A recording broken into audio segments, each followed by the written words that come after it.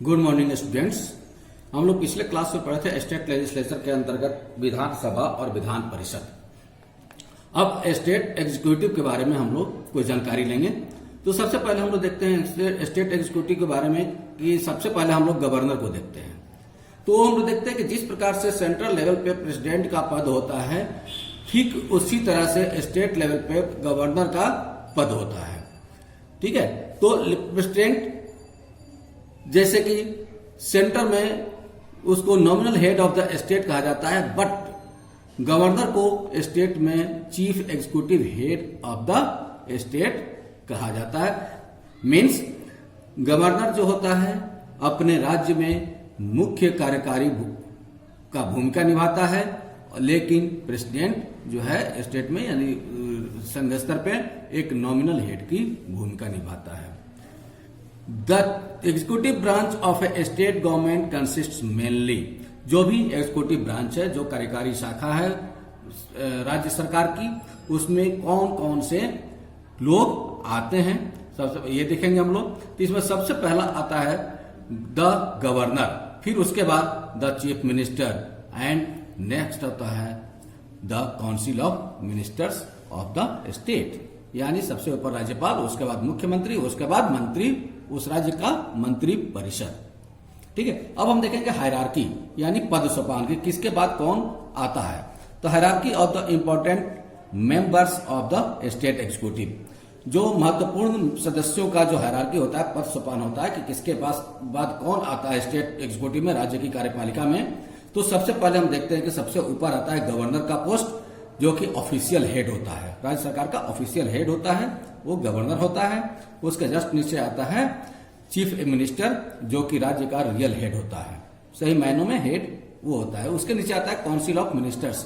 Council of ministers तीन तरह के होते हैं। काउंसिल ऑफ मिनिस्टर्स के अंतर्गत तीन प्रकार के मंत्री आते हैं।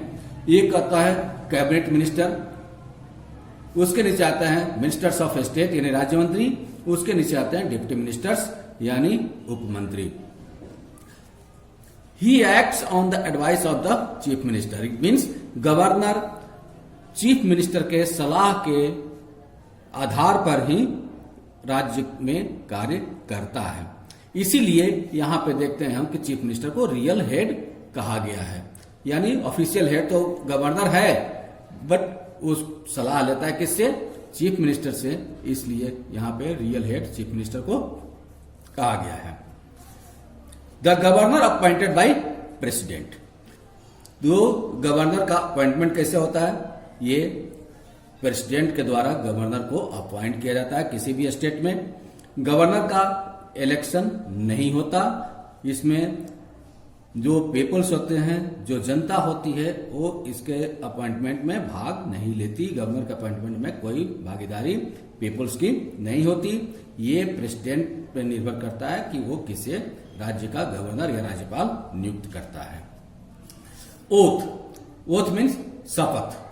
शपथ कौन दिलाता है, जैसे कि हम जानते हैं, पहले हमने देखा है कि राष्ट्रपति को केंद्र स्तर पे राष्ट्रपति को सर्वोच्च न्यायालय का चीफ जस्टिस ऑफ इंडिया शपथ दिलाता है। उसी प्रकार से राज्य में हम देखते हैं कि राज्य में गवर्नर को chief justice of high court शपथ दिलाता है, यानी जो उच्च न्यायालय है राज्य का, उसके मुख्य न्यायाधीश के द्वारा शपथ दिलाई जाती है गवर्नर को।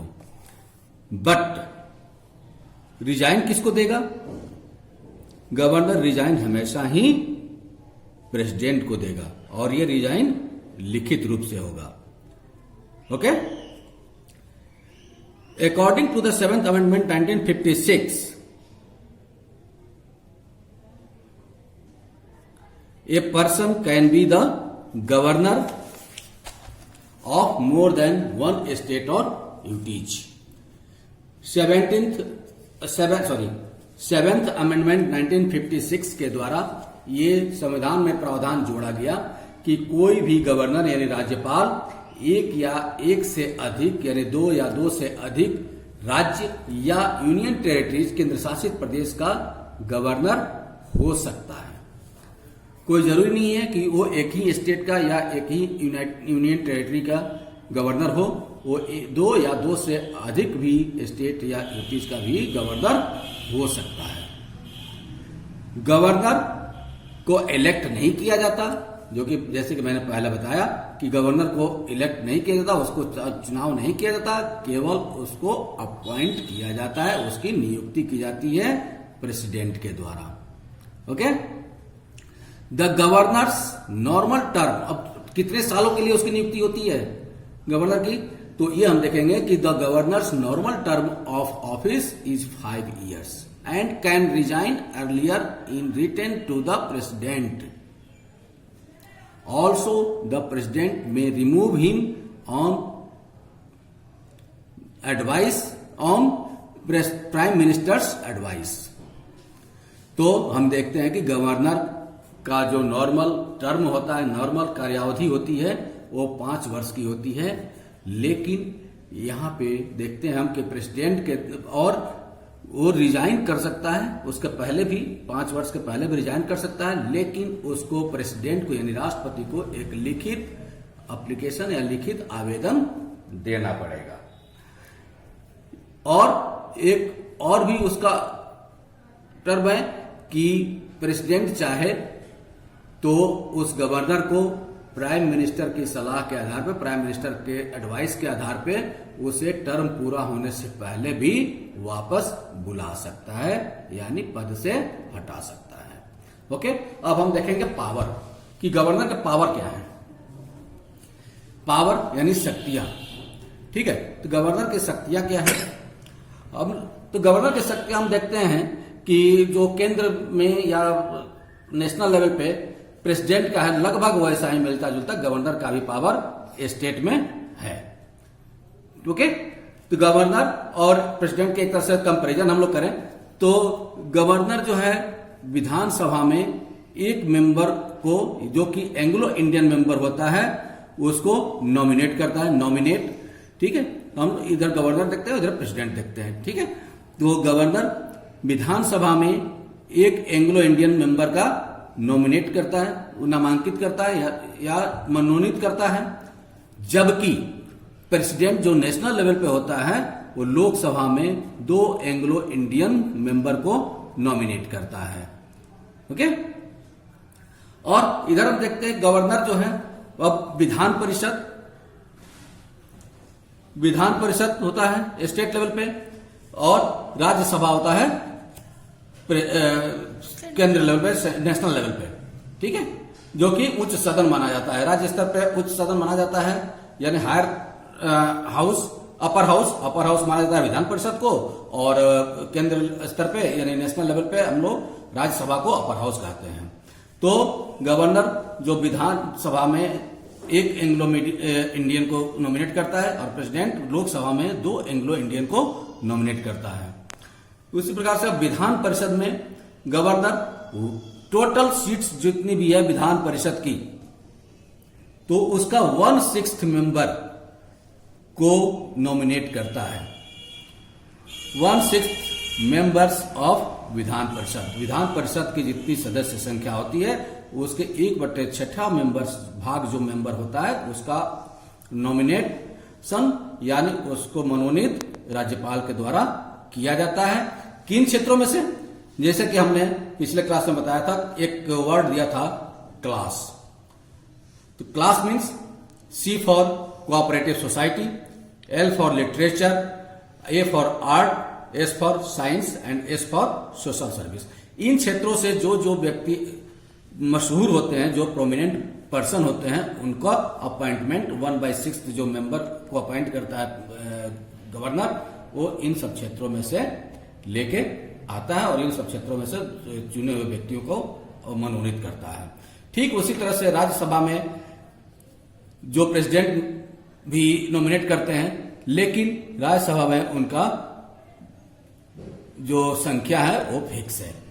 12 मेंबर को वो प्रेसिडेंट राज्यसभा में मनोनीत करते हैं यानी नॉमिनेट करते हैं, जो कि जैसे कि क्लास एक वर्ड बताया हमने आपको विधान परिषद के लिए, वैसे ही राज्यसभा के लिए भी क्लास होता है, यानी C for cooperative society, L for literature, A for art, और एस फॉर साइंस और एस फॉर सोशल सर्विस। ठीक है, सोशल सर्विस। तो इन सब क्षेत्रों से प्रेसिडेंट राज्यसभा के लिए 12 मेंबर को नॉमिनेट करता है। और एक बार और बता दे, रिपीट कर दे रहे हैं कि विधान परिषद में गवर्नर के द्वारा 1/6 member of the Vidhan Parishad को नॉमिनेट किया जाता है। नेक्स्ट हम देखते हैं एक पावर कि the governor appoints many of the high officials of the state executive. जो गवर्नर होते हैं, राज्य में जो उच्च पदों पे स्थापित होते हैं कुछ व्यक्ति, ऑफिशियल्स, कुछ अधिकारी, उनका भी अपॉइंटमेंट गवर्नर के द्वारा किया जाता है। He is a representative of the union government and sometimes act on the order of the president। Governor जो होता है ये केंद्र सरकार और राज्य सरकार दोनों के बीच की कड़ी होता है। ठीक है, राज्य सरकार और केंद्र सरकार यानी संघ सरकार, यूनियन गवर्नमेंट, दोनों के बीच की एक कड़ी होता है। और वह एक तरह से जो यूनियन गवर्नमेंट है उसका रिप्रेजेंटेटिव के रूप में राज्य में कार्य करता है। और कभी कभी वह जो राष्ट्रपति होते, प्रेसिडेंट होते हैं, उनकी आज्ञा का भी पालन करता है। राज्य में वो जब कॉन्स्टिट्यूशन इमरजेंसी लगानी होती है, यानी कॉन्स्टिट्यूशन इमरजेंसी मीन्स संवैधानिक आपातकाल, यानी संवैधानिक आपातकाल उसे कहते हैं कि राज्य में जो भी कार्य हो रहा है या जो भी कार्य चल रहा है या जो भी कार्य हो रहा है वह संविधान में लिखे हुए आर्टिकल्स या नियमों के अनुरूप न चल रहा हो, तो वहां पे कॉन्स्टिट्यूशन इमरजेंसी लगाई जाती है, जो कि आर्टिकल 356 में, संविधान के आर्टिकल 356 में दिया गया है। और इसके जो संस्तुति करता है यानी जो रिपोर्ट भेजता है, या गवर्नर ही राष्ट्रपति को रिपोर्ट भेजता है कि राज्य में संवैधानिक स्थिति यानी कॉन्स्टिट्यूशनल जो पर्पज है पूरा नहीं हो पा रहा है और जो सरकार चल रही है वो संविधान के अंतर्गत, संविधान के नियम कानूनों के अंतर्गत नहीं चल रही है, इसलिए इस राज्य में कॉन्स्टिट्यूशनल इमरजेंसी को लगाया जाए। तो ये एक तरह से सलाह देता है गवर्नर प्रेसिडेंट को। तो दोस्तों, स्टूडेंट्स, आज हमने गवर्नर को देखा और गवर्नर में अगर कोई प्रॉब्लम हो तो आप हमसे कांटेक्ट कर सकते हैं। इस पे आप कमेंट भी कर सकते हैं, लाइक भी कर सकते हैं, सब्सक्राइब भी कर सकते हैं। Thank you students, have a good day.